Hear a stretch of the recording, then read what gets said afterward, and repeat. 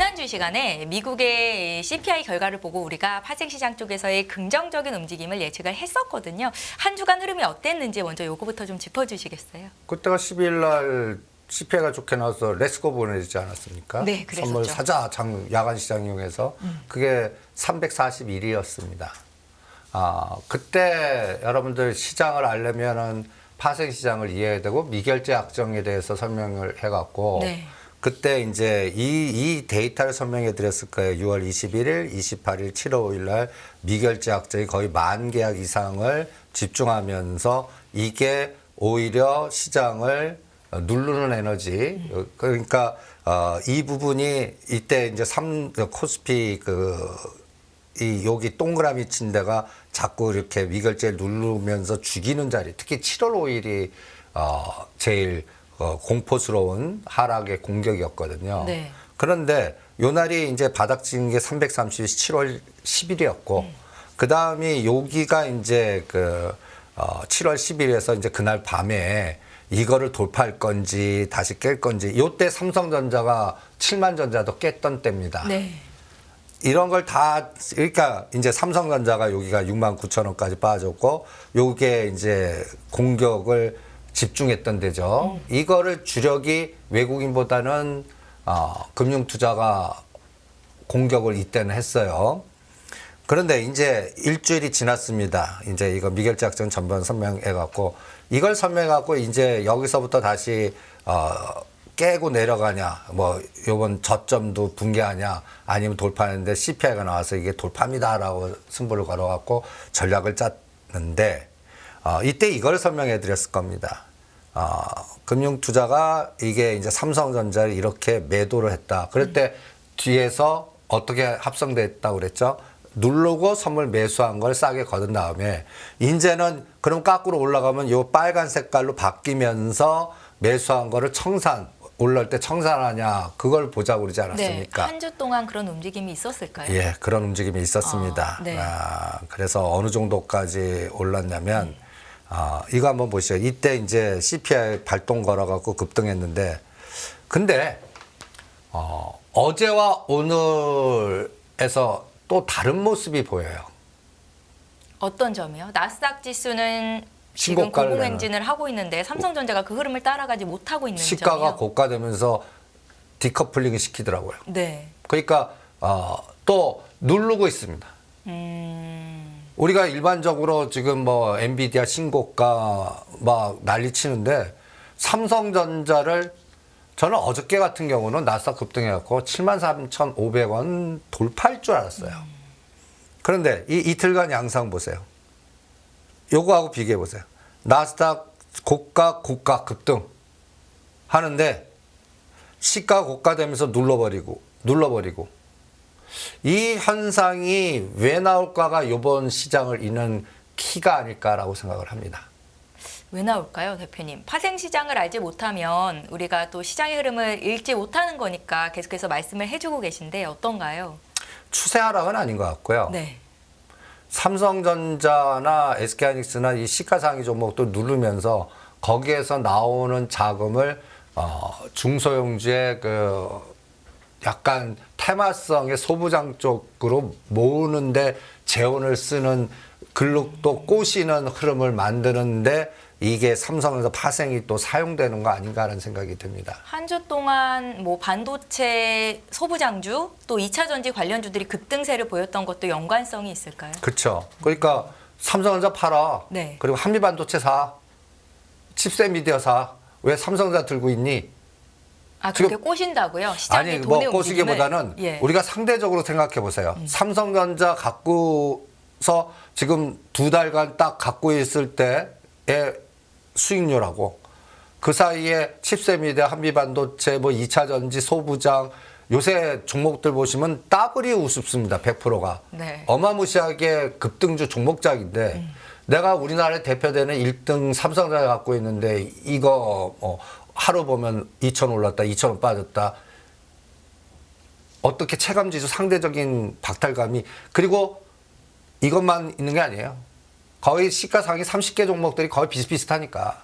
그러니까 그리고 이렇게 흔들면서 옵션이나 파생 시장에서 변동성을 키웁니다. 방향보다는 네. 올려놓고 죽이면 또 올리고 이런데 이제 그 바스켓 매매라고 그러는데 이렇게 이용을 하고 있는 것 같습니다. 그래서 이번에는 이제 내일 그 테슬라 실적과 네. 그 다음에 이제 24일 날 나스닥 리밸런싱 지금 이거는 뭐 시장은 뭐 별로 거론을 안 해요.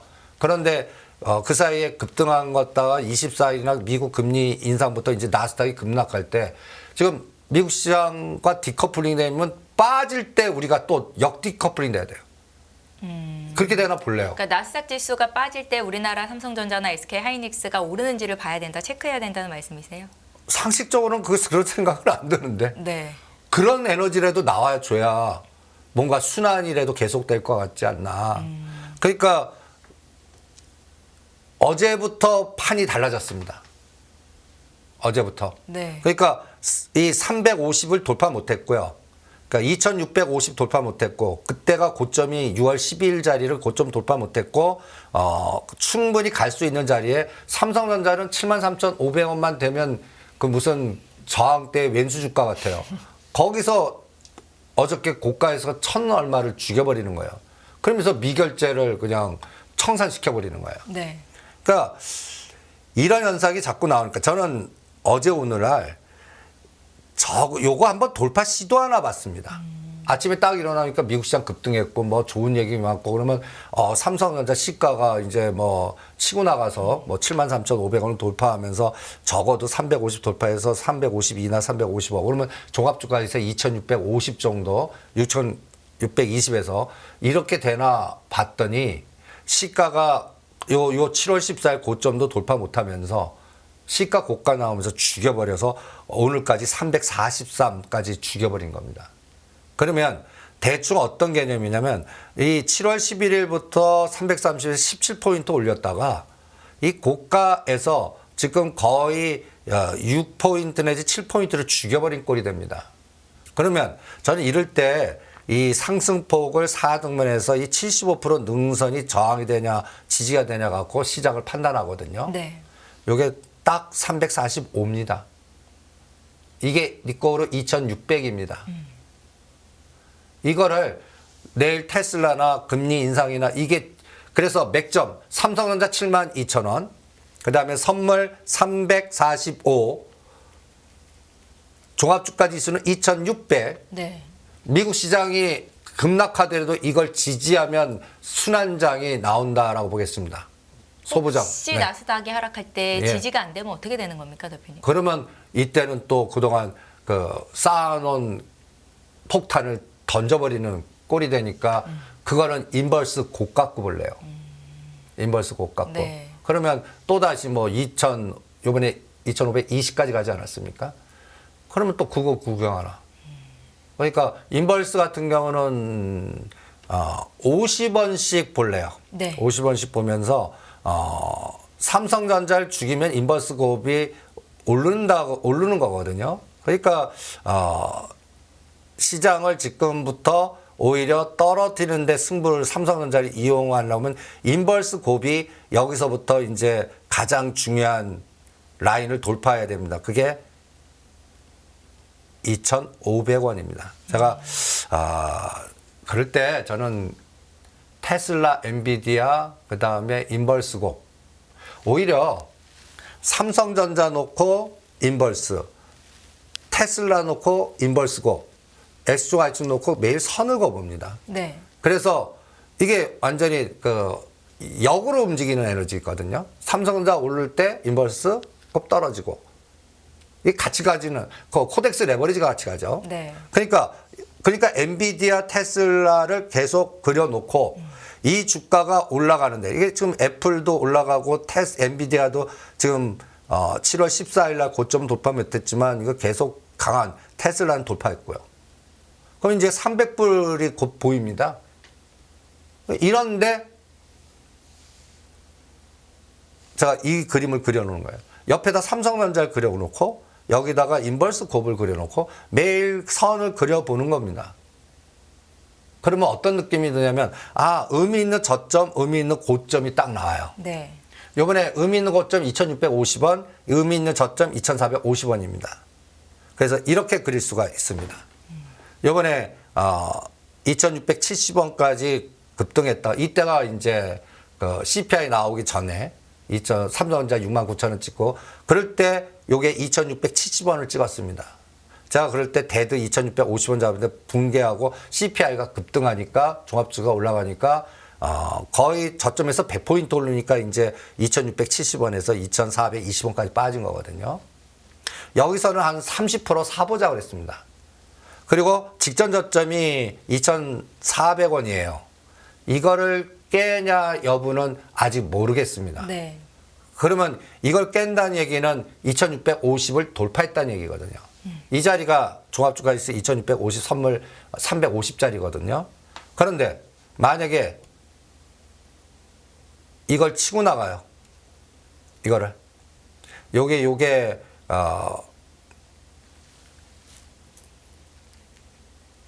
2,500원을 치고 나가면 여기에 이제 옆에 종합주가 지수를 예상을 그려놔봤습니다. 네. 2,500원일 때는 2,600이 붕괴됐다는 얘기입니다. 그리고 2,550원까지 가면 2,570, 80까지 왔다는 얘기입니다. 2,600원 가면 2,550까지 또 구경했다는 얘기입니다. 얘한테 물어볼래요. 그러니까 그러면 삼성전자가 마이너스 공격을 당했다는 얘기죠. 그래서 또 쑥 걸리고 있는 것 같아요. 어제부터 쑥 걸리고 있습니다.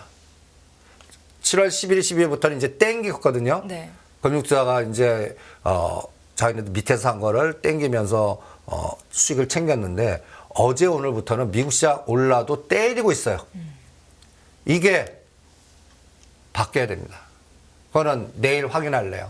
대표님, 우리가 종목이나 업종에 관해서 어떤 대표님의 해안을 듣기 이전에 먼저 우리가 방송을 시작하면서 항상 미국장 그리고 우리나라 삼성전자의 움직임, 파생시장 쪽을 먼저 봐주시잖아요. 이게 각각 종목에도 어떤 영향이 크게 미치기 때문에 말씀을 해주시는 것 같은데 거기에 대한 좀 아이디어를 주실 수 있으세요? 왜 이거를 먼저 방송 시작에 보시는지. 시청자 여러분들이 이거를 왜 어떻게 이해하면 좋을지 종목에 하나하나 대응시키기 이전에 여기에 대한 부분을 좀 설명해 주시겠어요? 지금 예. 예를 들어서 제가 그 여러분들한테 이제 시스템 반도체 중에 그 한미 반도체라든지 칩셋이든 이제 선수용이니까 보유자 영역이고 그 인위적으로 땡기는데 잘못하면 엮일 수가 있으니까 하지 말라라고 자꾸 얘기해 드리는 게 네. 삼성전자가 기준이 돼서 삼성전자가 안 빠져야 그런 선순환이 됩니다. 그러니까 그쪽에 연결된 ETF나 지금 우리가 은어로는 그 하우스라고 얘기하거든요. 우리 그 사적에서는 네. 하우스, 뭐 카지노 하우스 얘기하는 거 아닙니다. 네, 네. 그냥 자산 운용사 등의 그 하우스의 CIO나 그 CFO의 성격에 따라서 어떤 하우스는 어떤 성향이야. 제가 최근에 어떤 하우스가 지금 불치병 관련돼 갖고 지금 움직입니다. 지금 뭐 최근에 당뇨 관련된 종목들은 뭐 헐하게 급등하지 않습니까? 뭐 당뇨, 비만 쪽 이쪽은 급등세가 그런 나왔죠. 것 같이 예. 제가 옛날 외국계 창구에서 그런 거를 그 업력이 있어서 하우스의 성향이나 이런 것들을 그나마 그 정보의 비대칭성으로 좀 파악할 수가 있거든요. 네. 이게 가냐 안 가냐를 결정해요. 오늘 삼성전자, 그러니까 어제 오늘 삼성전자의 주가가 눌렸던 것이 반도체 관련주들의 급락세와도 연동이 된다는 말씀이신 거죠? 삼성전자 때릴 때 대차매매 연결할 때 같은 ETF, 그러니까 숨어서 때리듯이 숨어서 관련된 종목들을 때립니다. 그게 이제 예를 들어서 SOL 반도체 소부장 이게 딱 시작이 여러분들 보면 7월 10일이에요. 삼성전자 69,000원. 이때부터 딱 4가지 종목을 땡겨갖고 여러분들 눈에 콩카풀 시게 한 겁니다. 예를 들어서 한미반도체, 그 다음에 칩셋 미디어 이런 종목들을 탁 치고 나가니까 와 이제부터 소부장이다 해갖고 따라붙게 만들거든요. 네. 근데 이 실제 하우스 단가는 여기서부터 있는 거예요. 그러면 여러분들 이 SOL 반도체 소부장 ETF, FNE ETF가 어떤 구성 선물을 1등이 한국반도체입니다. 이거 사면 자동으로 한미반도체가 딱 편입되고 100억에 9%가 얘가 들어가는 거예요. 네. 어떻게 하- 기가 막히게 들어가 있네요. 그죠? 예. 한미반도체, AP. 그러니까 여기서 10개 종목 중에 딱 3가지 땡긴 거예요. 이거 간다 해갖고 뭐 LX 세미콘이나 다른 거 샀으면 오히려 동지세미콘, LX 세미콘 이런 것들 리노공업은 그냥 보합이에요. 어떤 건 마이너스고. 그러니까 여기서도 차별화가 엄청난데 1, 2등을 땡겨버린 거예요. 네. 그리고 아까 얘기한 이거를 땡긴 거예요. 근데 어제 오늘 이거를 엎어버린 겁니다. 이게 한미반도체 오늘 급락을 만든 주범이에요. 그럼 앞으로는요? 앞으로도 이렇게 하락세가 좀 이어질까요? 저는 왔다 갔다 할 것 같아요. 이거를 그러니까 삼성전자 팔아서 요거 사게끔 만들게끔 요거 딱 보면 한 11,500원에서 12,000원 정도까지 누를 수 있거든요. 네. 눌렀다 가면 그 다음에 또 한미반도체 조정했다 또 다시 땡기겠죠. 그러면서 저는 저 밑에 있는 10,000원대짜리 팔아먹는 것 같아요. 이 하우스 제가 항상 평균 단가가 작년 10월부터 시작했습니다라는 얘기 자꾸 하잖아요. 네. 그러니까 그때가 한미반도체는 10,000원 단들입니다. 그거를 지금 4만 원 단에서 여러분들은 흥분해갖고 지금 트레이딩을 하고 계시는 거고. 그러니까 이런 것들을 이게 순서를 잘 보세요. 그러면 여러분들이 LX세미콘이나 원익 IPS나 이런 게 가려면 이 다음 순위가 올라오면 가요. 옛날에 요거 공부하실 때 옛날 BBIG 펀드 나올 때 카카오와 카카오 게임즈 순위 바뀌면서 더블 만드는 이 안에서 순위를 바꾸면서 카카오 누르고 카카오 게임즈 급등시키고 네. 요 짓을 하거든요. 요런 거를 사진 찍어 갖고 일주일마다 비교해 보시죠. 그러면 여러분들이 한미반도체의 타이밍과 밑에 단의 선순환을 누구보다도 잘 체크할 수가 있을 거고요. 혹시나 한미반도체로 지금 수익을 많이 보고 계신 분들은 좀 조심해야 될 구간이군요, 대표님. 그러니까 이 ETF가 무너지면 안 되고 삼성전자가 무너지면 안 된다는 얘기죠. 근데 삼성전자는 안 무너질 겁니다. 7만 전자가 돌리고 네. 그다음에 뭐 7만 뭐 그러니까 그 7만 5천 원을 못 가는 거예요. 참 신기해요. 네. 예. 이게 이제 저는 그 블랙록 CIO의 성격 같아요. 73,500원만 오면 쇼거가 엎어버리니까 그거를 받아주고 땡기는 반대 세력이 없으니까 당하는 거거든요. 그러니까 그런 것들을 잘 체크해서 또 하나 펀드 또 중요한 게 있습니다. 타임폴리오 액티브 ETF. 어떤 종목들이 들어가 있을까요? 이름만으로는 잘 모르겠는데요. 이것도 제가 일주일마다 사진을 찍어요. 네. 요거를 최근 일주일 전 대비해서 증가한 게 포스코 홀딩스, 네이버 한미반도체입니다. 굉장히 급등세가 나왔던. 딱 느낌이 나오죠. 네. 여기에서 땡기는 것들이 주도합니다. 그러니까 여러분들이 이 ETF가 예를 들어서 FNF가 요 위에 있다가 갑자기 밑으로 내려갔어요. 그럼 FF는 급락했었을 겁니다.